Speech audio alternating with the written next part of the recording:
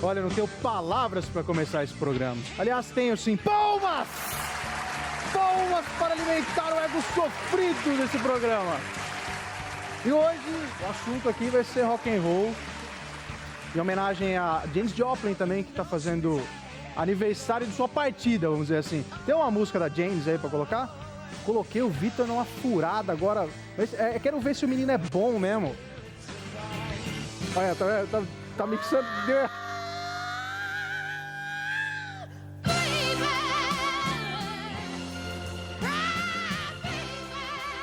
Janis Joplin, ó.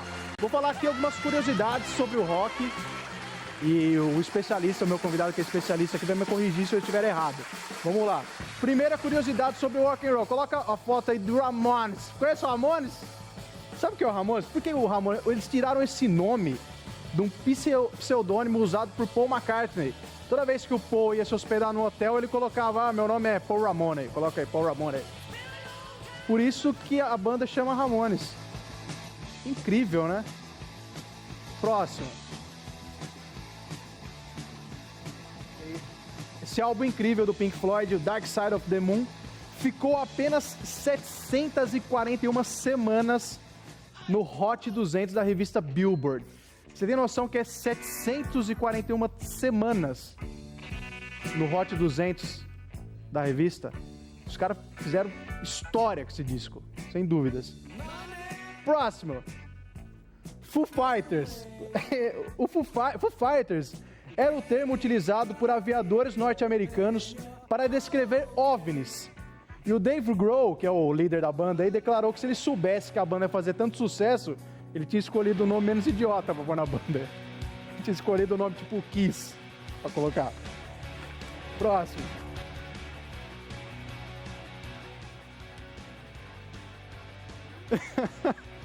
Dizem que Calbi Peixoto foi o primeiro roqueiro do Brasil. O primeiro ícone do rock foi esse cara aí, ó. Em 1957, o Calbi gravou a canção Rock and Roll em Copacabana, que é considerado o primeiro tema rock gravado por um brasileiro e cantado em português. Mas o Calbi, se olhando assim, ele é meio hard rock, né? Meio glam. Ele de costa com uma cartola é o Slash escrito. Olha lá. Próximo. A primeira apresentação do Legião Urbana aconteceu na Festa Nacional do Milho, no Parque de Exposição da cidade mineira de Pato de Minas. A banda foi uma das 9 atrações do festival. Depois, a galera do Plebe Hood subiu no palco e tocou uma música incentivando que as pessoas votassem em branco. Era ditadura militar na época, a polícia não gostou e foi todo mundo preso. Todo mundo em cana. Palmas pra essa galera aí, meu. Naquela época o cara foi preso, porque eu podia ter mais atitude no rock and roll, né? Solta a vinheta do Fusarca.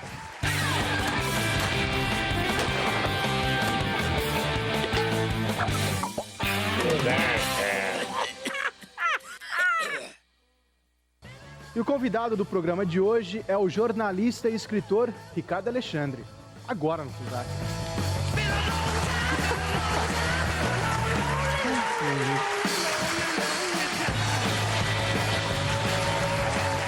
Ricardo Alexandre, seja bem-vindo ao banco da Kombi desse programa. Quase me perdi ali, velho. Naquele pequeno cubículo. Nas instalações, exatamente do Fusarca. Quem vê pensa, né, que tem um carro, um corredor, né? Tranquilo? Tudo ótimo, cara. Obrigado pelo convite. É um prazer estar aqui. Obrigado você. Você é de Jundiaí? Você mora em Jundiaí? Sou bem de Jundiaí, cara. Nascido? Nascido, criado, meus filhos todos aqui, tudo certinho, cara. Que legal, cara. Exatamente. O meu grande objetivo de vida é virar nome de praça, mas aí me falaram que eu preciso morrer antes. Então eu falei, então tudo bem. De rua, pelo menos, de né? Rua, né? Uma Tá rua bom. sem saída. Já vale, né? Tá bom.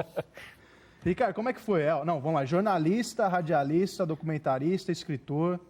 Currículo meio grande aí. É grande e tedioso. Qualquer coisa que pague bem e não exija muita qualificação, eu estou fazendo. Jornalista. Sei bem como é. Exatamente. E o que veio primeiro aí? Na verdade, o que veio primeiro foi a música. Essa que é a real. Eu venho de uma família muito ligada ao operariado jundiaiense mesmo. Assim. Meu pai era do operariado, meu avô operariado, então eu cresci com essa perspectiva de trabalhar com... Eu fiz Senai, eu fiz metalurgia, e eu achava que era isso mesmo. Ou eu trabalharia na indústria ou no comércio, que eram as minhas perspectivas de vida, para um menino da Ponte São João. ali. E aí eu tive uma banda, cara, no comecinho dos anos 90, que eram os Clegs.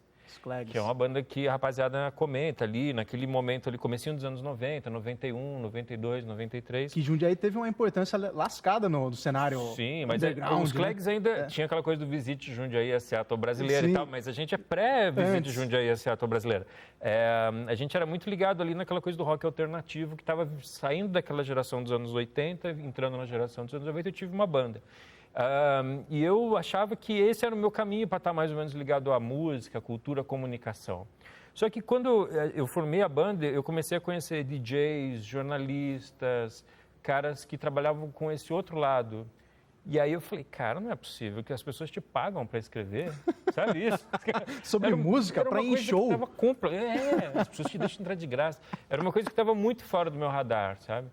E aí eu fiquei completamente louco. E aí eu percebi que, na verdade, era aquilo que eu queria fazer. Tanto que, quando eu comecei a escrever, aqui em Jundiaí mesmo, tudo, eu saí da banda. Você falou, não quero mais isso aqui. Eu falei, não, agora eu já descobri. Era isso. E foi um jundiaiense. O meu grande incentivador é um jundiaiense, o Carlos Primati, que fala de cinema, é um cara, legal, uma pessoa incrível. E ele me deu a minha primeira força ali, ele pegou minhas redações de escola ali e falou, cara, esse cara escreve bem, vou botar você para escrever aqui nos jornaizinhos de vídeo que ele tinha na época. E depois, quando ele assumiu a editoria de cultura do Jornal de Jundiaí, ele se lembrou de mim e me chamou de novo. E entre uma coisa e outra, passou, sei lá, 3 meses. Mas foi rápido. Foram 2 grandes degraus ali na minha vida. E no começo de 94, eu peguei essas reportagens e fui na revista Bis, fui na revista General, no Estadão, que eram os veículos que eu mais curtia na época, e me chamaram para escrever. Legal, seu primeiro trabalho profissional como jornalista foi aqui, no JJ, e depois você partiu para lá. Exatamente. Então, em janeiro de 94, eu comecei a escrever no Estadão. No Caderno 2, no Caderno Zap, né, que era o caderno de jovens ali, de adolescentes do Estadão. As pessoas achavam naquela época que eles estavam incentivando os leitores do futuro. Então a gente precisa, meu Deus, era muito ingênuo. Incentivando, era assim, tá bom, né? Exatamente. Mas viu, você só escreveu sobre música nesses veículos? Ou não? Então, o meu primeiro ponto de contato era música. E assim, era música, mas era música num contexto muito da cultura alternativa ali. Então, eu falava muito de fanzines, de fanzineiros, de filmes independentes, de festivais. Porque a gente está falando ali do momento imediatamente anterior ali à explosão de Raimundos, Skank, Chico Science, Planet Hemp, Graforrest Harmônica, Mundo Livre S.A. Toda essa geração dos anos 90, quando eu comecei a escrever, eles estavam ali na fase de demotape, sabe? Então, eu tenho memórias muito claras, assim, sei lá, do Marcelo D2 chegando para mim e falou, isso aqui é uma banda lá do Rio, então é uma fitinha, sabe isso? Era assim que divulgava o trabalho, não era tinha outro assim, jeito, as demotapes e tal, o pessoal fanzine. do Little Quail vender. Então, os fanzines, então, era muito esse contexto ali onde eu comecei. Então, é muito curioso, assim, que eu era um pequeno jornalista e as bandas eram pequenas bandas. E ali a gente tinha... Eles eram muito o meu alimento ali, eles eram as minhas fontes, digamos assim. O selo Banguela, né? Então, é por isso que eu fico muito emocionado com o filme O Sem Dentes. Inclusive, por isso eu fiz questão de exibir O Sem Dentes, é o meu último filme, né? Um documentário sobre um selo, né? Isso, exatamente. Eu exibi aqui em Jundiaí, trouxe o Miranda para apresentar o filme junto comigo, para um debate ali e tal, porque faz muito parte da minha história, né? Faz parte da minha história. O Sem Dente era o selo que formou essas bandas, vamos dizer assim, Raimundos, esses caras exatamente. que lançou. Isso é curioso, assim, porque o nome do selo é Banguela, né? Banguela Records, né? E Sem Dentes era o nome do filme que eu fiz sobre o Banguela. Ah, tá. O Banguela é o nome do selo. E o Banguela foi o selo que lançou Raimundos, depois Little Quail and the Mad Birds, o Mascavo Roots, Graforrest Harmônica, Mundo Livre S.A., todas essas bandas. E era uma casa, assim, isso é uma coisa muito curiosa. Então as pessoas iam lá para ficar jogando conversa fora. O filme fala disso, as pessoas iam lá para comer pizza, sabe? Então eu estava lá começando e falava, nossa, olha, um grafiteiro, o Espeto, né? O Espeto hoje é um grafiteiro que exibe no mundo, mas naquela época ele era um grafiteiro que você viu, você estava envolvido no meio dessa galera que fez história na música. E de alguma... Sem querer, querendo. E de alguma maneira... E é curioso, né? Porque um ano antes, eu achava que eu ia fazer história tocando. Né? E de repente eu estava ali como uma ponte, um canal ali para aquelas bandas, para aquela geração, melhor dizendo assim. E foi muito legal. Então, esse foi o meu começo ali como jornalista de música. Então, meu primeiro contato com o jornalismo, na verdade, foi por causa da música. E aí, aparentemente, eu fui pegando a manha ali, entendendo um pouco melhor e gostando da coisa da edição, da pauta, E aí eu fui me descobrindo mais da pesquisa também. Da pesquisa, exatamente. Quando eu fiz meu primeiro livro, eu comecei a pegar o gosto por esse outro lado ali, que não era só da novidade. Teve algum trabalho que te projetou, que você acha que falou assim, esse estourou, que você deu trabalho, irritou as pessoas, que você falou assim, esse foi longe. Rolou algum assim? Mais que um, talvez, né? Sim, o tempo todo, né, cara? Porque os artistas são pessoas melindrosas, né? Muito melindrosas e muito inseguros. Mas eu teve uma história ótima, que eu até conto no meu livro, Cheguei Bem a Tempo de Ver o Palco Desabar. Eu sempre tive muito cuidado, assim, para não... É difícil falar isso de um jeito que não pareça muito careta, mas... De ter uma postura mais construtiva do que destrutiva. Sim. Embora a gente também destrua se for preciso. Mas o fato é que eu achava que tinha que haver algum tipo de diálogo possível, mesmo que a gente, obviamente, habitasse em universos diferentes, a crítica e o jornalista. Então, um caso que eu sempre lembro como um bom exemplo disso foi quando eu fiz uma crítica muito negativa de um disco dos Raimundos, o Lapadas do Povo, que eu achei um disco muito ruim, um disco muito preguiçoso, na verdade. Não era ruim, era um disco preguiçoso. Era um disco assim que tinha, sei lá, 3 covers, 2 músicas instrumentais, sabe? Um negócio tipo muito enchendo linguiça. E teve uns 2 hits, assim. Isso, que eram as 2 músicas que tinham no disco mesmo. O resto era tudo encheção de linguiça. Aí o Caniço me ligou. E aí eu falei, putz, cara, querendo te matar. Vai dar problema. Ele começou a se explicar, cara, pra mim. Você não entendeu. Você não entendeu o disco, peraí. Não, muito pelo contrário. Ele falou assim, cara, a gente teve pouco tempo pra gravar, a gente tava lá com problemas no estúdio, não rolou legal, no produtor. E eu falei, olha que legal, cara. Eu comecei a achar que era assim possível. Assumiu mesmo a falha, entre aspas. Não, o artista nunca assume, na verdade, né, cara? Mas ele meio que falou... Eu vi que ali que tinha um diálogo, entendeu? Possível. Eu teria liberdade de falar aquilo que eu achasse, para que até o artista entendesse aquilo como um diálogo, né? Uma crítica construtiva. Você não era destrutivo, até porque naquela época não era tão fácil você fazer música, né? Lançar um disco bacana. Mas eu diria que ali em 95, 96, o mercado estava super aquecido, cara. Os caras estavam lançando qualquer coisa. Super aquecido, Então, as bandas ainda lançavam um disco por ano, ainda tinha ali bandas vendendo 100 mil, 200 mil, 300 mil. A MTV também dava um boom. Dava um glacê ali para aquilo tudo. E ali a gente começa, a partir de 96 até o final dos anos 90, a gente tem o famoso boom da indústria fonográfica brasileira, né? Que aí é a fase do Só Pra Contrariar, do Tchan, dos artistas do Jabá, né? Que tudo ficou gigante e um pouco foi também quando o rock foi diminuindo, né? Ou melhor... Foi perdendo espaço. Foi quando um tipo de público que não tinha voz e não tinha vez ganhou poder de consumo no Brasil e mudou completamente as cartas do cenário. Naquela época, eu tenho uma dúvida, naquela época rolava como aconteceu de 2010 para cá, assim, 2008 para cá, você construir a banda, como foi o caso do Restart, e falou, não, a gente vai construir essa banda e transformar essa banda num sucesso tremendo. Rolava isso também? Cara, a gente querendo construir banda sempre teve, né? Sempre teve, desde os anos 60 ali, né? Tinha aquelas bandas que não tocavam nada, tinham compositores ali de estúdio que faziam as coisas para eles. Tem um documentário muito legal que é o Wrecking Crew, né, que fala sobre esses músicos dos anos 60 que gravaram para simplesmente todo mundo, nos Estados Unidos e tudo. E os empresários, à medida que o mercado foi aquecendo, né, e aí nos anos 70 já tinha o Bay City Rollers, depois o Menudo, né. As gravadoras viram possibilidades de milhões rapidamente e falou, vamos embora. O Menudo é engraçado, né, cunhou-se aquela frase clássica, né, enquanto existir meninas sonhadoras e empresários homossexuais, né, cara, né? Vai haver boy bands interessantes, pra sempre, né? Exatamente, porque era bem essa onda, assim, né? Que a impressão que eu tenho é que naquela época o pessoal tinha um mínimo de qualidade, assim, o pessoal era bom, né? Sabia tocar, pelo menos.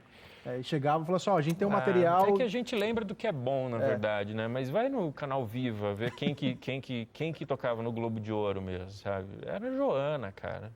Era o Biafra, entendeu? Não era o... Era a Legião Urbana também. Também. Né? Mas não era... Sempre foi ruim, cara. O ruim sempre foi a maioria, cara. Foi a maioria. É de hoje. Desde sempre, né? É que a gente tem essa visão saudosista, né? Sim. A gente tem uma visão muito Porque as saudosista. bandas que a gente viu crescer, né? As bandas que a gente se apaixonou, né? Até quando era ruim. Eu achei legal a tua introdução, que você falou assim, putz, antigamente o cara não podia falar voto nulo que ele ia preso. Não é que nem hoje, que a gente pode falar que o presidente é golpista e tá tudo certo. Tá tudo né? certo, vai embora, você pode falar e boa. Exatamente. Ele não manda a polícia pra cima, nem nada. Hoje tá tranquilo fazer música e eu vi até o Rick Bonadia, seu amigo, falando... Meu amigão. Beijo, Rick. Depois você fala a história do Rick. Eu vi o Rick falando na 89, não sei pra quem que ele tava dando uma Você entrevista. continuou ouvindo? Continuei ouvindo. Tá bom. Porque eu achei interessante o que ele falou até. Ele falou que... Eu achei até cômico, inclusive. Ele falou que ultimamente as bandas não se expõem mais, estão com medo de ter voz ativa na política para não se queimar. Elas estão fazendo aquele rockinho bem em cima do muro, sabe? Clichêzinho. As bandas não estão colocando mais como era na década de 80. Só que na década de 80 também era diferente de hoje, né? Parece que a crítica era mais contra o sistema e tal. Você acha que rola isso? Você acha que o rock hoje está meio mamão com açúcar mesmo? Eu acho que o rock é do contra, né? A grande diferença do rock para o pop é que o pop é a favor e o rock é do contra. Só que eu acho que é mais difícil você adotar uma postura hoje em dia com tanta clareza quanto você adotava nos anos 80.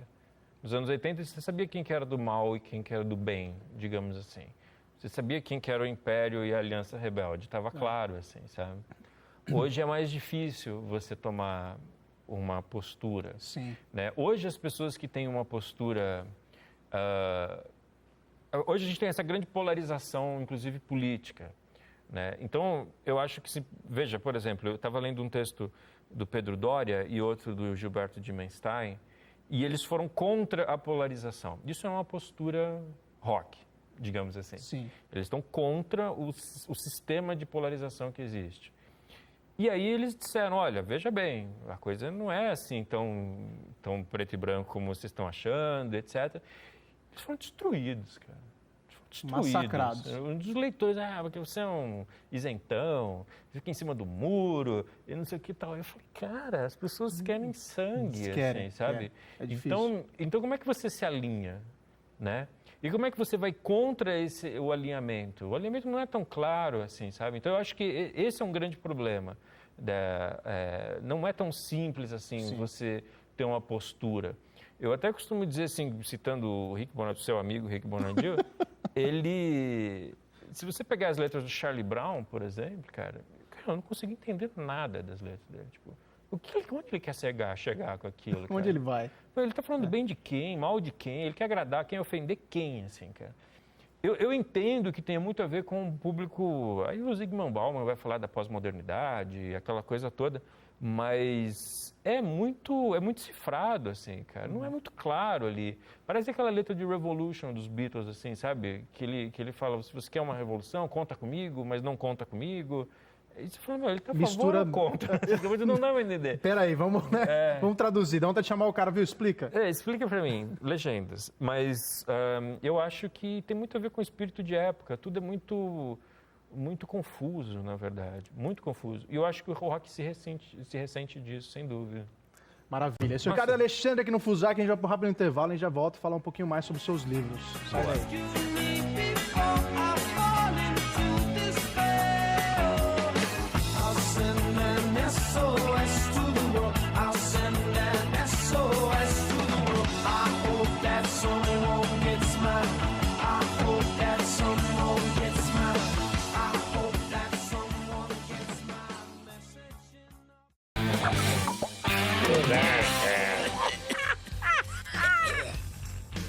Esse é o Fusarca, hoje com o jornalista e escritor Ricardo Alexandre. Palmas! Palmas! Estamos falando de rock and roll, meus amigos. Você que tem 3 livros, fiquei sabendo. É verdade. Sobre o tema. Quais são? Será que eu devo presenteá-lo nesse momento? Eu Solene, acho que é você isso? deve. Muito eu bem. acho que você deve. Aê, muito bem. Olha só. Cara, eu só trago convidado que dá presente, vocês já perceberam, né? Entendi. É uma boa essa, hein, cara? Uma boa essa. Eu vou fazer um programa de talk show em algum supermercado fazer o- também. O cara já chega com açúcar, com Não é arroz. comida. É isso. Esse aqui foi o meu primeiro livro, ele é de 2002, ele se chama Dias de Luta, o Rock e o Brasil dos anos 80. Ele acaba de chegar na sua quarta tiragem. Tá na quarta tiragem. É, ele agora, se tá na banca, se tá na livraria, pode ver lá que é a quarta tiragem. Legal. A Esse quarta- foi lançado em 2002, é isso? Esse é de 2002, exatamente. E ele fala, como o próprio nome diz, sobre essa geração dos anos 80, assim, ele... Enfim, entrevistei todo mundo, fui atrás. É um livro de contextualização histórica, mas que tem muita entrevista, muito depoimento. É um livro que deu trabalho. Viu? Tem as histórias interessantes aí das bandas que a gente ama. Ah, sim, Titãs, exatamente. Muito. Paralamas. Muito. Legião. Foi a última entrevista do Renato Russo foi para esse livro. Sério, cara, bacana. Entrevista bem legal. É mais ou menos, na verdade. Ele tava meio... Foi uma entrevista, vai. Não foi legal, não, tem que admitir. Mas foi, né, cara? Tá aí, a história tá aí, é a essa, história, ninguém foi a toma última. disso, exatamente. Essa aqui foi um livro que eu Simonal. lancei em 2009. Ele se chama Nem Vê Que Não Tem a Vida e o Veneno de Wilson Simonal, provavelmente seja o meu livro mais conhecido. Ele foi Prêmio Jabuti de melhor biografia do ano seguinte, né, de 2010. E, enfim, como o nome faz supor, ele é a biografia desse cantor maravilhoso, desse personagem muito enigmático da história. Que tem uma história incrível, né? Também teve problemas com a galera, né? Exatamente. Por causa de opinião, né? Foi taxado. Então, ele viveu na sua época numa polarização muito maior até do que a gente vive hoje, né? E ele acabou ganhando a fama de colaborador do DOPS, né, cara? Do DOI-CODE e tudo. E aí o livro investiga muito disso. Esse livro, ele se beneficiou muito do fato de eu, na época, ser diretor de redação da revista Época São Paulo, que era a revista de cidades da Editora Globo. Certo. E eu estava ali muito envolvido com um tipo de jornalismo que seria lido por governadores e prefeitos e deputados, sabe isso? Então, eu acho que o livro se beneficiou muito, porque é um livro que fala muito de meandros de justiça, de processos judiciais, então é um Você livro teve com material para trabalhar, teve bastante material. Muita cuidade ali. Eu lembro de como o processo na casa do Saulo Ramos, sabe, aquele jurista. Saulo Ramos. E ele até foi ministro e tal, e aí eu fui com uma pilha assim de processo. A gente leu o processo junto para ele me ajudar a entender como é que foi aquilo tudo. Então foi um livro que, no ponto de vista do exercício do jornalismo, foi muito legal. E você conta tudo isso nele? Muito mais, história. inclusive. Mais E esse livro aqui é um caso novo. curioso. Esse aqui é o meu livro mais recente. Ele se chama Cheguei Bem a Tempo de Ver o Palco Desabar. E ele surgiu como uma série num blog que eu tinha num portal aqui, que 2 vezes por semana eu ia lá e postava um capítulo. São 50 capítulos, são artigos, e eles contam... uma coletânea de artigos. Exatamente. Eles contam os 15 primeiros anos da minha carreira, que é de 93 até 2008, e eles contam a história da música pop brasileira nesse período.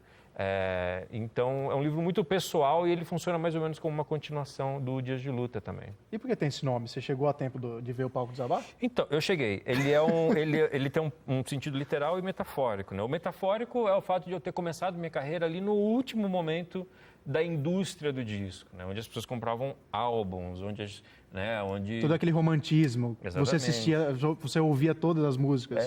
De um ao exatamente. Coisa linda. Não, eu escrevi na revista Bis, né? Eu fiz parte de um cenário que é muito difícil de explicar para quem tem 15 anos hoje, de que as pessoas iam para uma loja para comprar um disco e que ficava elas 3 horas na loja. Isso, e que elas estavam muito preocupadas com a opinião do crítico de música do novo disco. Então, eu vivi. Só que, rapidamente, esse palco metafórico desabou. Né? Mas tem um caso literal que era logo no comecinho do livro, logo no começo da minha carreira, também teve o Festival Junta Tribo, em Campinas, no Observatório da USP. E eu estava começando minha carreira, foi um dos primeiros festivais que eu fui cobrir. Eu fui com o André Forastieri e o Fábio Cobiaco de carro para assistir o festival. Cheguei super atrasado. E ali, cara, quando eu cheguei, estava tocando a banda Resist Control, que era uma banda de Curitiba. E quando eu cheguei, peguei meu bloquinho para começar a dizer, o palco caiu, cara. Tinha muita gente em cima do palco. Desabou o palco. Naquela época o pessoal falava, sobe, né? E as pessoas subiam, tinha mais gente no palco do que na plateia. E aí o palco blufa. E aí eu comecei a ficar desesperado. Mas morreu falei, alguém? cara, Não. Não, porque também o palco era dessa altura. Né?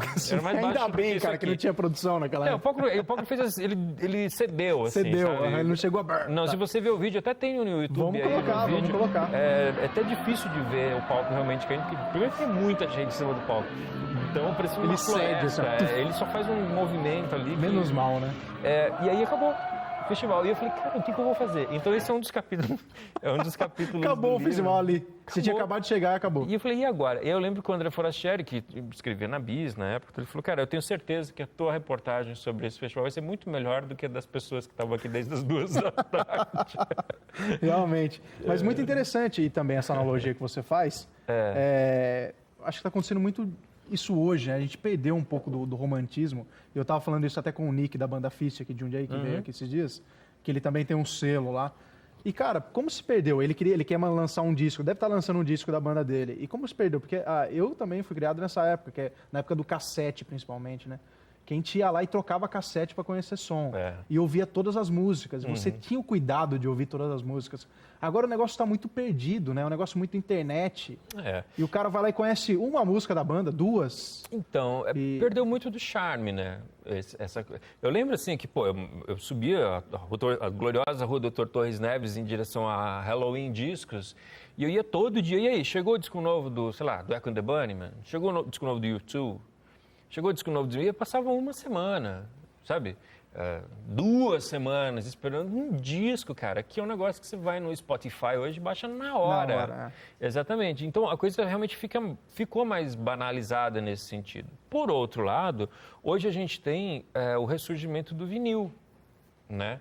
Eu tive dando uma palestra no Sesc, em Piracicaba, e uma das perguntas foi essa, o que eu achava do vinil. E eu falei, cara, o vinil hoje... Ele deixou de ser um suporte para a música, embora seja um suporte para a música, mas ele é muito mais ali um atestado que você assina e paga, e não é pouco, você paga R$100, 100 e poucos caro reais, hoje, né?